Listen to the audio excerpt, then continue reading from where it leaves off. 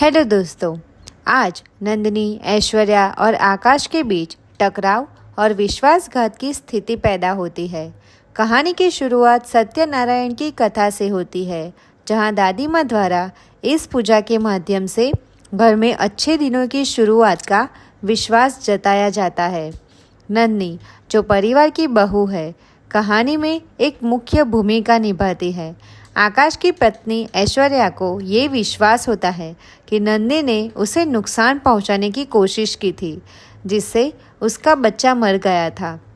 ऐश्वर्या इस दर्दनाक घटना से उबर नहीं पा रही है और बार बार उस घटना की यादों में खो जाती है, जब उसे छत से धक्का दिया गया था। इससे उसके मन में नंदिनी के प्रति गहरा डर और घृणा पैदा हो जाती है। पूजा के समय भी ऐश्वर्या अपनी भावनाओं पर नियंत्रण नहीं रख पाती और आकाश से कहती है कि वो नंदिनी के साथ पूजा में नहीं बैठ सकती। आकाश अपनी पत्नी की भावनाओं को समझने की कोशिश करता है, लेकिन पारिवारिक रीति रिवाजों के चलते वो नंदिनी के साथ ही पूजा में बैठता है।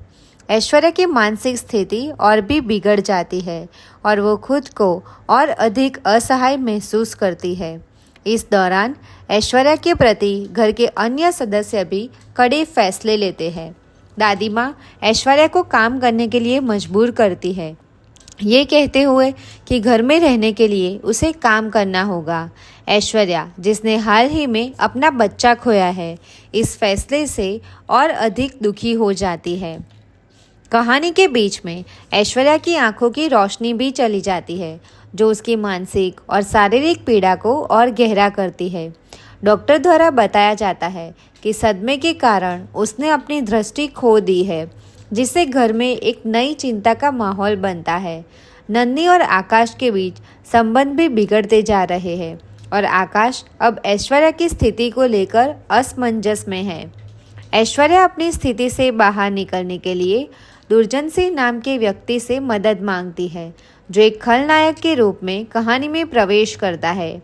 ऐश्वर्या नंदिनी से बदला लेने की ठान लेती है और दुर्जन से कहती है कि वो अगले 24 घंटों में नंदिनी को मार डाले। दुर्जन ऐश्वर्या से वादा करता है कि वो उसका काम कर देगा, लेकिन इसके बदले में ऐश्वर्या से पूरी जिंदगी साथ रहने की मांग करता है। यहाँ ऐश्वर्या की योजना कुछ और होती है। वो दुर्जन को नंदिनी की हत्या के लिए तैयार करती है, लेकिन असल में उसकी योजना दुर्जन को पुलिस के हवाले करने की होती है। कहानी में एक ट्विस्ट ऐश्वर्या के चरित्र को और भी जटिल बनाता है। कहानी के अंत में नंदिनी आकाश से कहती है कि वो ऐश्वर्या का असली चेहरा सबके सामने लाने की कोशिश कर रही थी, लेकिन आकाश इसे नंदिनी की साजिश मानता है।